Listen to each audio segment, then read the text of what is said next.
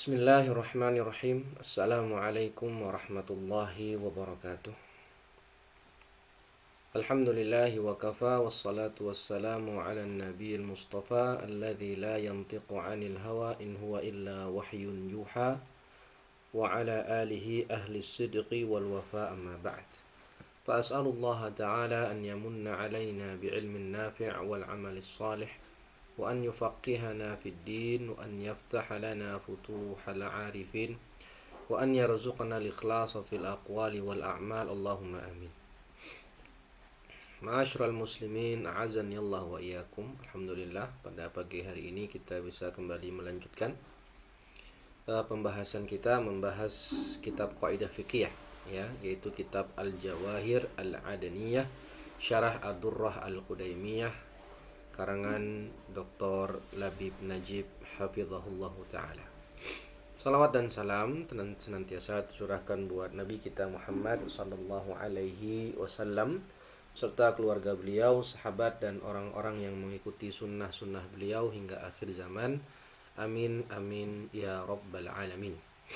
Baik, kita lanjutkan. Kita telah sampai ke kaidah yang kelima, ya, dari kitab ini. Kaidahnya berjudul Al-Yaqin la yazulu bisyak. Yang namanya yakin tidak bisa hilang dengan keraguan-raguan. Makna al-qaidah, ya, al-yaqin huwa al-i'tiqadu tsabitu al-mutabiqu lil waqi', yaitu yakin, ya, adalah keyakinan yang kuat atau i'tiqad yang sabit yang mana mutabiqun lil waqi', yang dia itu sesuai dengan realita, ya, i'tiqad, ya, yang mana dia itu kuat dan sesuai dengan realita. Lawannya yakin itu syak, ya, keraguan-raguan. Wa huwa at-taraddud baina amrayn la maziyata li ahadihima 'ala al-akhar. Keraguan-raguannya itu taraddud antara yang A atau yang B, ya, antara dua perkara yang tidak ada penguat salah satu di antara keduanya. Artinya kedua hal tersebut 50-50, tidak ada yang lebih dominan di antara satu dengan yang lain, ya. Kalau ada yang lebih kuat, maka nanti jadinya dhon, dan yang lebih lemah itu disebut waham. Maka dikatakan selanjutnya, fa idza tarajjaha ahadul amrayn farrajih yusamma dhannan. Yang namanya syak itu kan 50-50, ada dua perkara yang kita tidak bisa menguatkan salah satunya, apakah A atau yang B. Nah, itu namanya taraddud, ya, taraddud, ragu-ragu, apakah yang A atau yang B. Nah, kalau kita bisa menguatkan, yang A lebih kuat daripada yang B, maka yang A itu disebut adalah dhon. Sedangkan yang lebih lemah disebut waham. Wal marjuh yusamma wahman wa hadhil arba'ah tusamma maratibal idrak. Nah, ini dia maratib idrak, ada 4, ya. Ada yakin, ini yang paling tinggi. Nisbahnya itu mi'ah fil mi'ah. Syak itu khamsin fil mi'ah atau khamsun fil mi'ah, 50%. Kalau dhon itu di atasnya syak, ya, presentasinya berarti dari 51% sampai 99%. Itu dhon. Ya, sedangkan yakin itu 100%, yakin. Sedangkan syak itu 50% dan tidak bisa menguatkan satu dengan yang lain. Sedangkan waham itu di bawah syak dari 1% sampai 49%. Naam.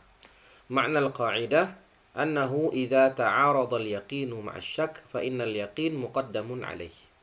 Kalau ada dua hal, yang satu yakin, yang satu ragu-ragu, maka yang lebih didahulukan adalah perkara yang yakin. Li'anna al-yaqin qat'iyyun wasyakku taraddudun la jazma fih fa kaifa yuqaddamu 'ala al-yaqin. Ya, hada wadih.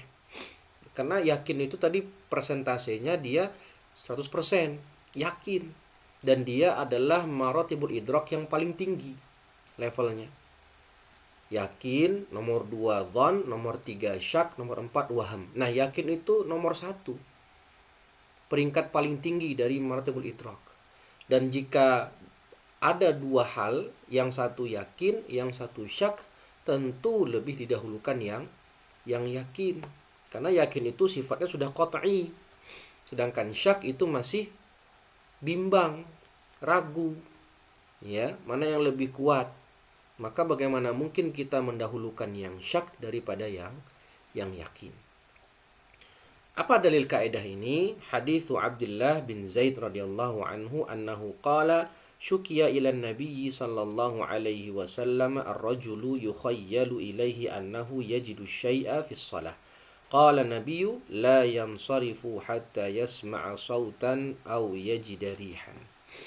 Nah, ini hadis yang cukup masyhur ya, yaitu dari Abdullah bin Zaid. Ya, beliau mengatakan ada seseorang yang mengadu kepada Nabi ketika dia sholat itu seperti ada sesuatu yang keluar. Ya, dia ini kentut apa enggak? Nah gitu. Maka Nabi bersabda, jangan kamu batalkan sholatmu, jangan kamu keluar dari sholatmu sampai kamu mendengar suara atau mencium bau. Jadi si laki-laki ini dia itu taraddud. Dia yakin sudah berwudu, yakin dalam keadaan suci, tapi ragu apakah wudunya itu batal atau tidak. Ar-rajul indahu yaqinun ala taharah. Dia yakin kalau dalam keadaan suci, wa indahu syak ala al-hadath. Dan dia ragu dia berhadas atau tidak. Karena tentu dia sholat yakin dalam keadaan suci. Cuman masalahnya setelah dia bersuci, dia ragu dia ini sudah berhadas, batal wudunya atau tidak. Nah, maka didahulukan yang yakin. Kata Nabi, jangan kamu keluar dari sholatmu ya sampai kamu merasakan mendengar suara atau mencium bau. Selama tidak ada itu, maka kamu kondisinya tetap dalam keadaan toharoh. Karena yang yakin adalah toharoh, dalam keadaan suci, bukan berhadas. Min tatbiqatil qaidah. Nah, bagaimana aplikasi atau praktek dari kaidah ini? Naam. Yang pertama, man tayaqqana at-taharah wa syakka hal ahdatsa am la. Fal aslu baqa'u at-taharah wa man tayaqqana al-hadath wa syakka hal tatahhara am la. Fal aslu baqa'u al-hadath. Ini dia madalla alaihi al-hadis. Ya, perkara yang ditunjukkan dalam hadis di atas ini dia, kalau seseorang dia yakin dia suci, kemudian ragu apakah berhadas atau tidak, maka fal aslu baqa'ut taharah. Ya. Al yaqin la yazulu bisyak. Yang yakin taharah, yang ragu suci. Maka yang yakin taharah, yang ragu hadas, maka yang hadas dibuang. Karena dimenangkan yang yakin. Begitu pula sebaliknya, man tayaqqanal hadas. Kalau dia yakin awalnya dia berhadas, kemudian dia ragu udah berwudu atau belum, maka hukum asalnya yang menang adalah dia berhadas. Kenapa? Karena yakin dia berhadas dan ragu-ragu dia sudah berwudu atau belum. Ya. Contoh yang kedua, idza syakkal insanu hal shallal fardha am la, fal aslu annahu lam yusalli li'annahu mutayaqqin. Kalau ada orang, saya udah sholat subuh atau belum ya? Ya. Pernah begitu kan ya? Saya juga pernah begitu, lupa. Tadi udah sholat atau belum ya? Nah itu. Misalnya sholat isya atau maghrib ya, atau sholat apapun lah, sholat fardu apapun. Tadi udah sholat atau belum ya? Nah, maka hukumnya bagaimana? Apakah dihukumi dia sudah sholat atau dihukumi dia belum sholat? Maka dikatakan al-aslu annahu lam yusalli li'annahu mutayaqqin. Dia itu yakinnya belum sholat. Yakinnya belum sholat, dan dia itu apa? Dia itu ragu apakah sudah sholat atau belum. Maka di sini ada kaidah turunan al-aslu adamul fi'l. Al-aslu al-adam. Hukum asalnya tidak ada. berarti hukum asalnya dia belum sholat.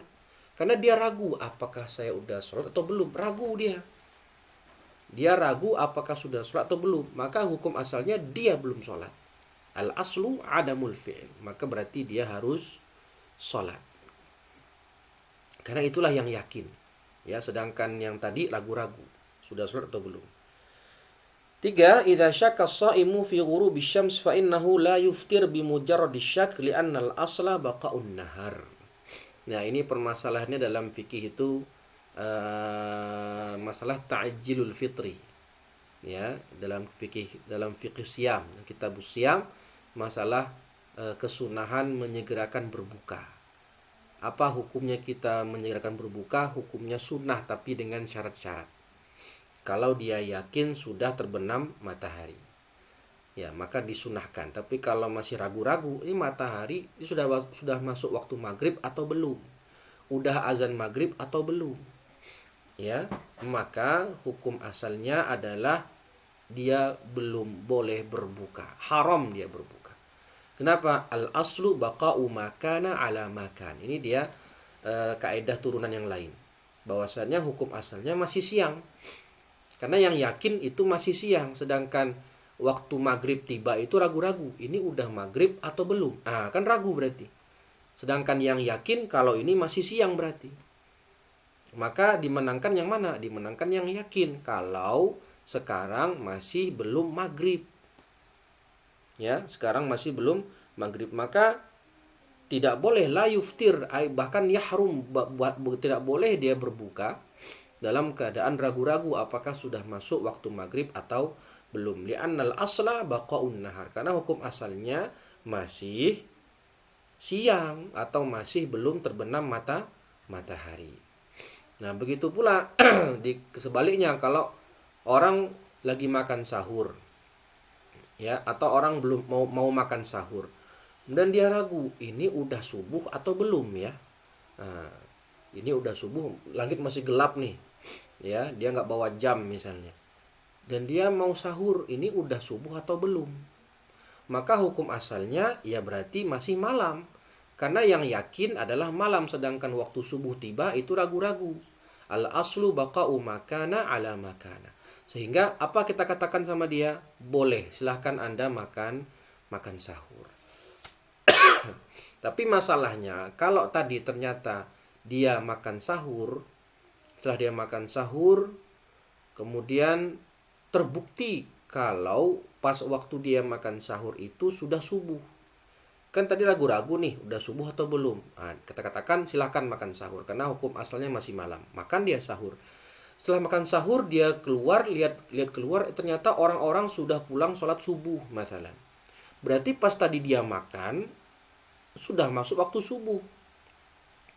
Maka terbuktilah sangkaannya itu salah, berarti puasanya batal. Tidak sah dan dia harus mengqadhanya di waktu yang lain. Ya, mengqadhanya di waktu yang lain. Kenapa? Ya karena ada kaidah lain, yaitu la ibrata bidzanni idza tabayyana khata'uhu. Ya, idza tabayyana khata'uhu. Tidak tidak dianggap dzan ketika terbukti salah. Ya, ketika apa? Ketika terbukti salah. Nah, Jaid, idza taraddada hal qada dainahu alladhi li'amrin am la fal aslu baqa'uhu fi dhimmatihi li'anna dhalika huwal yaqin wa qada'uhu mashkukun fi. Aplikasi kaidah yang nomor 4, kalau ada seseorang ragu apakah dia sudah bayar hutangnya ke Amr atau belum. Saya pernah berhutang sama Amr, misalnya hutangnya 100.000 rupiah. Kemudian saya ragu, udah bayar utang atau belum ya ke Amr. Maka hukum asalnya apa? Hukum asalnya saya belum bayar hutang. Fal aslu baqa'u dain fi dhimmatih. Ya, ini sama dengan kasus nomor 2 tadi. Udah sholat atau belum ya?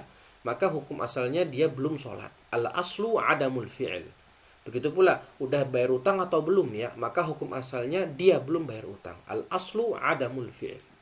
Li'annahu mutayaqqin. Karena yang karena dia ragu apakah sudah bayar atau belum. Berarti yang yakin adalah dia belum bayar. Ya. Li'anna dzalika huwal yaqin, ai lam yusaddid ad-dain. Yakinnya dia belum bayar. Wa qada'uhu mashkukun fi. Dan dia sudah bayar itu ragu, udah bayar atau belum. Nah, idzan al-yaqin huwa lam yusaddid ad-dain, ai ad-dain yabqa fi dhimmatihi.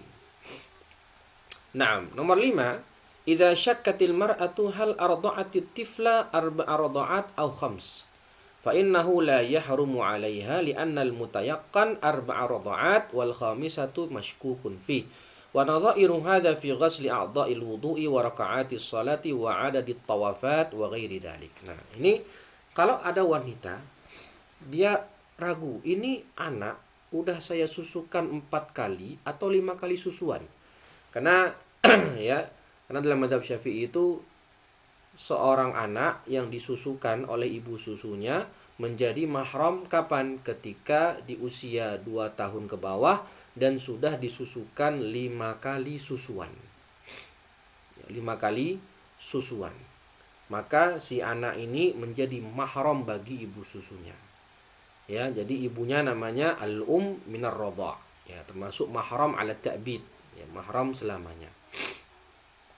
Masalahnya si ibu ini ragu, ini bayi ini atau si anak kecil ini udah saya susukan 4 kali atau 5 kali. Nah, ragu apakah sudah 4 atau 5.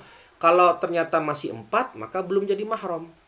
Kalau sudah 5, jadi mahram. Nah, beda hukumnya. Maka bagaimana kita katakan ke si perempuan ini, fa innahu la yahrumu 'alaiha. Maka si anak kecil ini belum menjadi mahram bagi si ibu susu tersebut. Li'annal mutayaqqan arba', karena yang yakin 4 atau 5 ya. Yang 5 itu yang ragu. Wal khamisatu mashkukun fiha. Wa nadha'iru hadza, ya, karena yang dihukumi yakin itu yang paling sedikit. Dia ragu 4 atau 5, maka yang yakin yang sedikit 4. Yang ragu yang 5, yang zaid. Az-zaid huwa mashkukun fi. Sehingga dihukumi yang 4, berarti dia belum menjadi mahram. Dan permasalahan ini mirip ya, sama dengan contoh membasuh anggota wudhu. Apakah sudah dibasuh 2 kali atau 3 kali? Karena kan sunahnya membasuh anggota wudhu itu sampai 3 kali. Tatslits. Lah orang ini ragu, ini saya sudah membasuh 2 kali apa 3 kali ya? Nah, ragu dia. Ya, maka hukum asalnya dia baru membasuh 2 kali. Yang 3-nya maskuk. Sehingga dia disunahkan membasuhnya sekali lagi sampai dia yakin itu sudah 3 kali. Begitu pula jumlah rakaat sholat. Ya, ini pembahasannya dalam sujud sahwi. Orang ini ragu. Ini saya rakaat ketiga atau keempat. Nah, ini sering kita begitu ya. Ini saya ini rakaat ketiga atau keempat. Nah, kalau seperti itu, maka dihukumi yang paling kecil. Berarti dia di rakaat ketiga. Maka nanti dia harus bangkit lagi untuk menyempurnakan di rakaat keempat. Ya. Dan nanti setelah itu dia disunahkan untuk sujud sahwi sebelum salam. Kan begitu. Wa ada di tawafat. Begitu juga jumlah tawaf. Tawaf kan 7 kali. Nah, dia ini ragu. Ini saya tawafnya udah yang ke-6. Tawaf saya ini yang ke-6 atau ke-7. Nah, ini putaran ke-6 atau putaran ke-7. Maka dihukumi yang paling sedikit, yaitu baru 6 putaran. Dan dia harus tambahkan 1 lagi sampai 7 putaran. Naam. Wa ghairu dzalik, dan contoh-contoh yang lain ada dalam bab-bab fikih ya. Tanbih yandariju tahta hadhil qa'idah al-kulliyah qawaid ukhra. Misal ini Syekh Labib membawakan 10 kaedah-kaedah yang turunan dari kaedah al-yaqin la yazulu bisyak, dan tadi sebagian sudah kita sebutkan di contoh-contoh yang ada. Pertama, al-aslu baqa'u makana ala makana. Itu tadi sudah kita contohkan ya. Contoh kasus nomor 2 tadi. Dia udah sholat fardu atau belum. Dan contoh nomor 4, dia sudah membayar hutang atau belum. Nah, itu contohnya. Tak perlu kita ulang. Kemudian yang kedua, al-aslu bara'atu dhimmah. Itu al-aslu. Contoh nomor 2, afwan. Contoh nomor 3. Ya, contoh nomor 3. Dia udah maghrib atau belum. udah subuh atau belum, maka al-baqa al-aslu ala apa? Al-aslu baqa'u makana ala makana. Hukum asalnya itu masih siang karena dia ragu sudah maghrib atau belum. Hukum asalnya masih malam karena dia ragu sudah subuh atau belum. Kemudian yang kedua, itu tadi contoh nomor 3 ya. Nomor 2, al-aslu bara'atu zimmah. Hukum asalnya seseorang itu tidak terkena kewajiban apapun. Artinya dia itu terbebas dari taklif. Ya, contohnya apa? Nah, dibawakan sama Syalabib contoh nomor 2.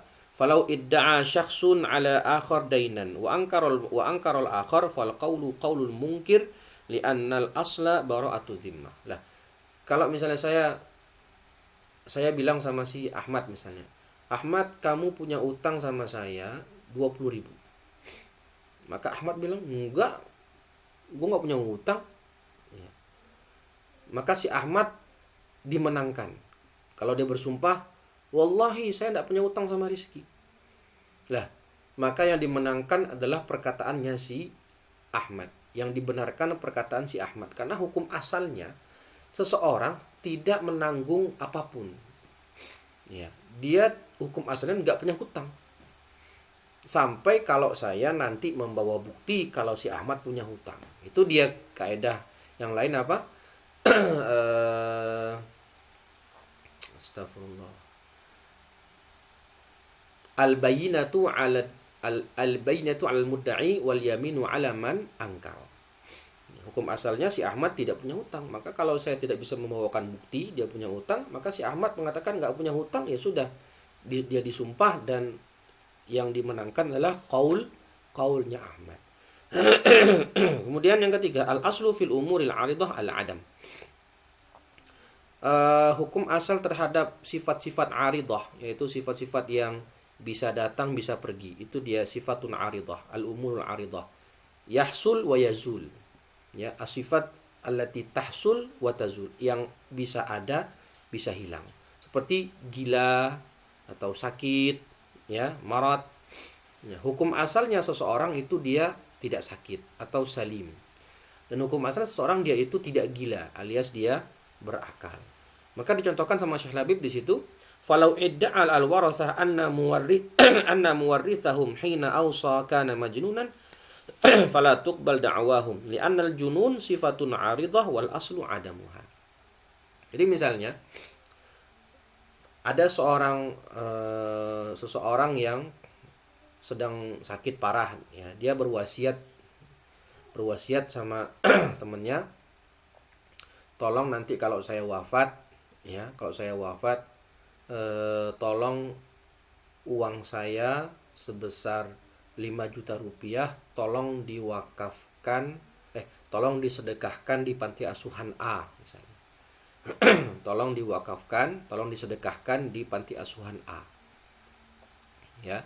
Kalau saya wafat, tolong uang saya sebesar 5 juta rupiah disedekahkan di panti asuhan A.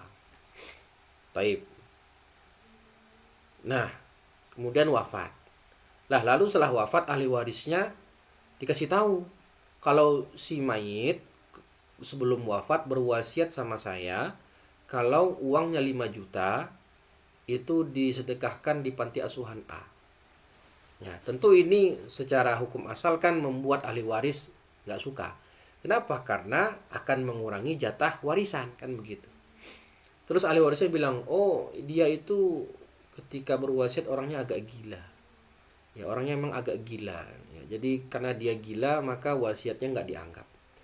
Maka kita katakan hukum asalnya si pemberi wasiat tadi, si mayit, hukum asalnya dia tidak gila. Ya. Perkataan si ahli waris mengatakan dia gila tidak bisa diterima. Kenapa? Hukum asal seseorang dia tidak gila sampai kita bisa membawakan bukti kalau dia memang terkena penyakit gila. Naam. Maka la tuqbal da'wahum, ya, tidak bisa kita terima perkataan si ahli waris. Kemudian yang keempat, al aslu idhafatul hadath ala aqrabi awqatihi. Hukum asalnya adalah kita mengaitkan hadas di waktunya yang terdekat. Contohnya nomor 4, falau ra'a fi thawbihi maniyan fa innahu yu'idus shalah min akhiri naumatin namaha. Kalau dia melihat di pakaiannya ada mani, maka dia wajib mengulangi sholat di akhir waktu dia tidur. Gimana maksudnya? Ada orang tidur, kemudian subuh bangun. Dia malam tidur, subuh bangun. Habis subuh dia sholat ke masjid, dia sholat ke masjid, kemudian pulang sholat subuh, pulang ke rumah, tidur lagi. Ya tidur bangun sebelum zuhur. Ya, ketika bangun dia lihat tuh kok ada mani. Terus dia berpikir, ini mani semalam, tidur tadi malam, atau mani tidur ba'da subuh. Maka kita katakan al-aslu idhafatul hadath ala aqrabi awqatihi. Maka kita nisbahkan mani itu saat tidur setelah subuh. Karena itulah yang paling dekat. Bukan tidur saat malam. Ya. Kalau kita nisbahkan maninya itu keluar saat tidur di malam hari, maka otomatis subuhnya wajib diulang dong. Karena dia subuh dalam keadaan junub. Tapi kita nisbahkan hadas janabahnya tadi ke tidur setelah subuh. Sehingga sholat subuhnya dikatakan sah, tidak perlu diulang. Nah, yang nomor 5, al-aslu fil asya'i al-ibahah. Ini juga cukup masyhur ya. Hukum asal sesuatu selain ibadah tentunya itu adalah mubah. Ya, diperbolehkan. Contohnya nomor 5, Syekh Habib mencontohkan fayaljuzu isti'malul mar'ah ba'dal at'imah li nahwi tabyidil wajhi mathalan. Ya, misalnya seseorang wanita bertanya, apa hukumnya saya membuat masker dari telur, dari timun, ya. Makanan yang hukum asalnya itu dimakan tapi dijadikan bahan untuk masker. Kita katakan apa? Al-aslu fil asya' al-ibah, boleh. Ya, tidak masalah. Ya, tidak masalah. Apa hukumnya saya membuat minuman dari telur sama jahe? Apa hukum asalnya saya memasak mengcombine masakan daging sama telur atau apapun? Yang mana itu halal dimakan tentunya. Ya, boleh-boleh saja. Ya, tidak masalah karena hukum asalnya adalah halal, ya, atau mubah. Nomor 6 al-aslu fil asya'i at-taharah. Hukum asal segala sesuatu itu suci. Makanya dalam kitab-kitab fikih Syafi'iyah, ya, ketika pembahasan bab najis, itu ulama ada 2 metode dalam menjelaskan najis. Ada yang dengan cara menta'rifkannya, mendefinisikan najis itu apa, dan ada yang cuman menyebutkannya. Najis itu 1, 2, 3, 4, cuman 10 kira-kira. Ya, najis cuma 10. Maka selain yang 10 ini dihukumi suci. Makanya kaidahnya al-aslu fil asya at-taharah. Ya. Selain yang 10 itu, ya, darah, baul, ghaid, muntah, nanah, ya, dan lain-lain. Maka selain yang 10 itu dihukumi suci. Maka kalau dikatakan apa HP, hukumnya apa HP? Suci. Ya. Ganja, apa hukum ganja? Ganja, hukumnya apa ganja? Suci. Hukumnya suci, tapi haram dikonsumsi karena akan mengakibatkan hilangnya rusaknya akal. Ya, jadi selain yang 10 itu maka hukumnya adalah suci. Jadi al-aslu fi damil ma'sum wa malihi wa 'irdihi at-tahrim.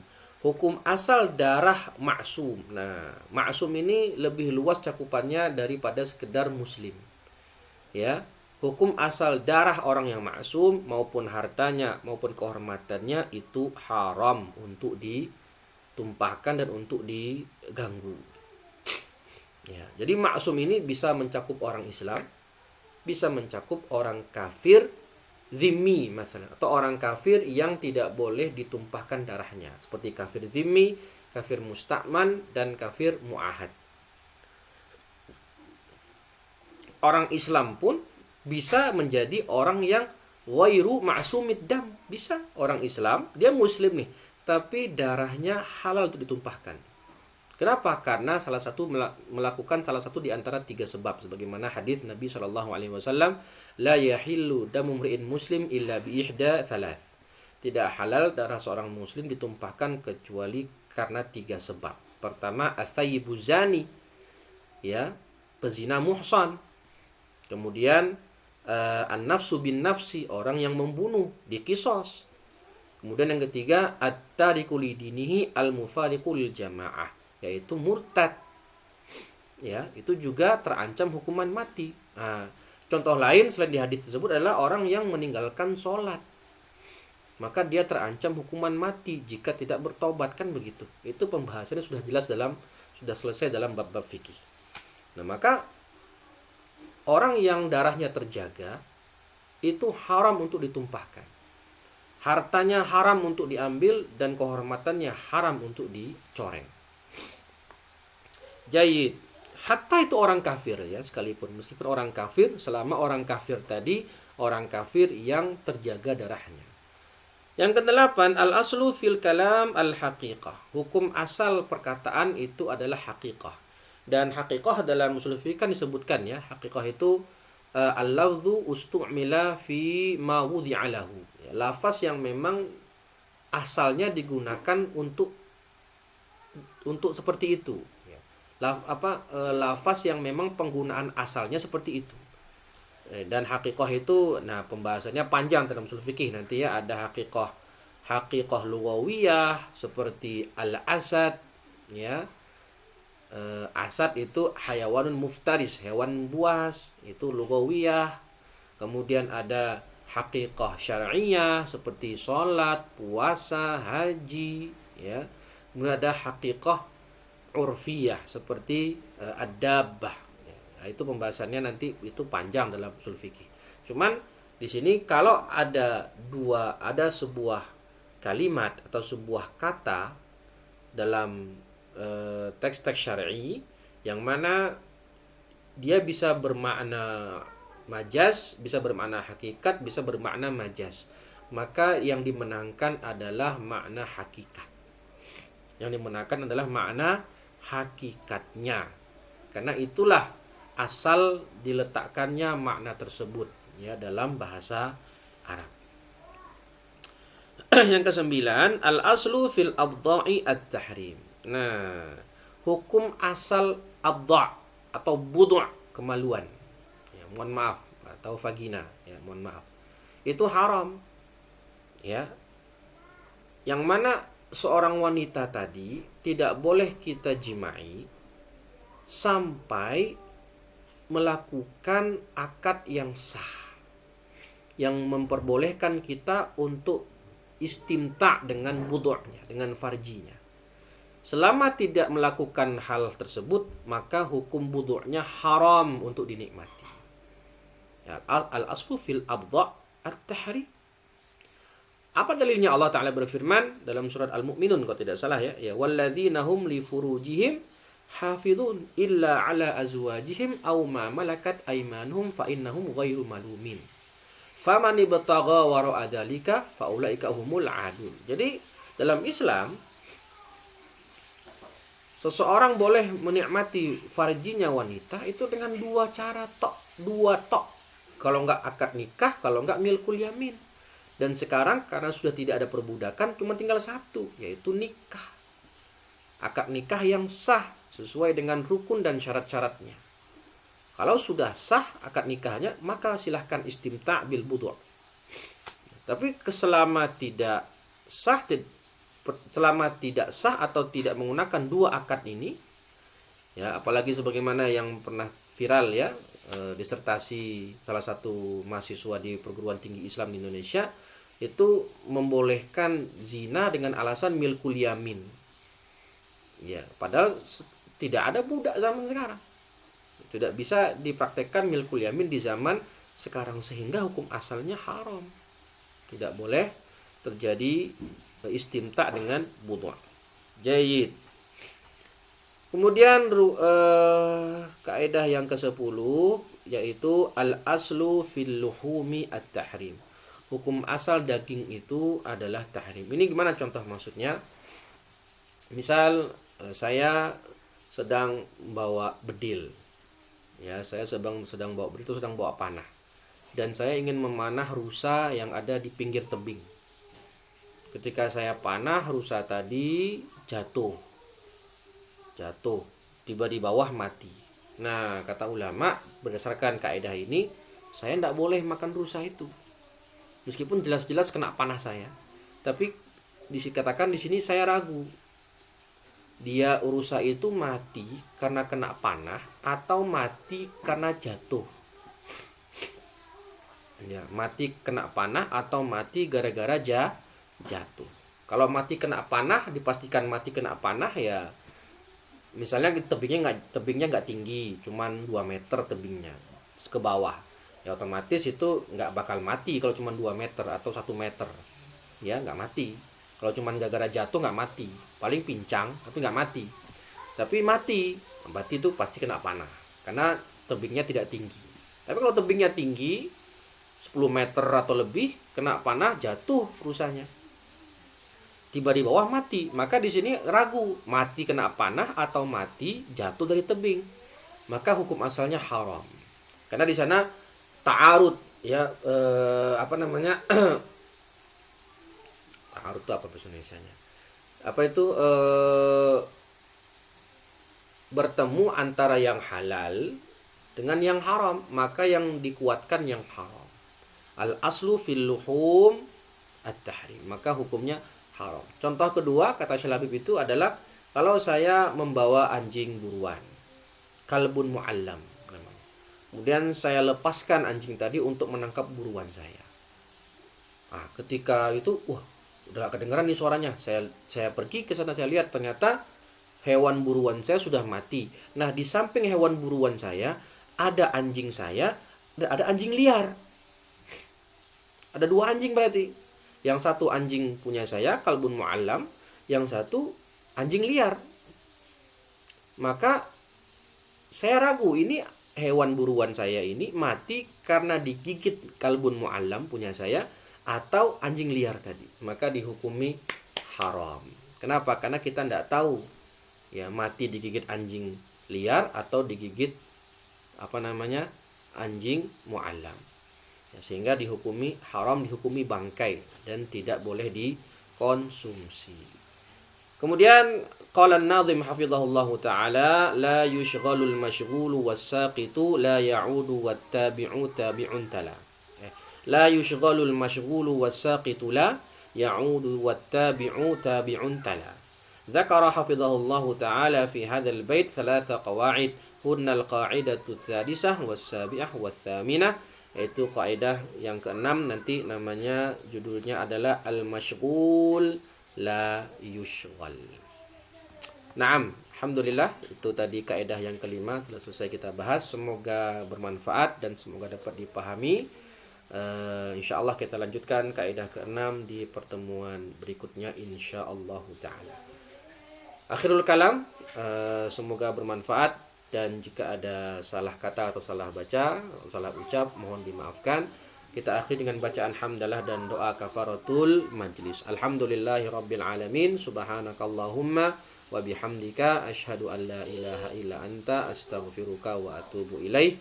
Wallahul muwaffiq ila aqwamit thariq. Wassalamualaikum warahmatullahi wabarakatuh.